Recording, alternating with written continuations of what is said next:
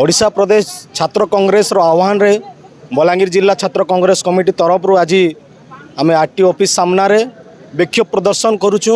विक्षोभ करवार कारणटा है जे सरकारी बस सेवा रे छात्र छात्री मान को संपूर्ण मात्रा रे मागणा बस सेवा दिया जाऊ।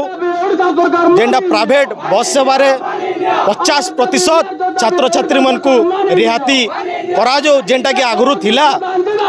आउ जेन जगह रे बस सेवा सरकारी हो कि बेसरकारी हो बस सेवा नहीं न से जाके बस सेवा के अंदर पहुँची पारबा। ई सब दाबी मन को लेकर आज आम बलांगीर जिला छात्र कांग्रेस कमिटी तरफ आज विक्षोभ प्रदर्शन करुचु। ई सेवा मैंने जारी हेले छात्र छात्री उपकृत हेबे।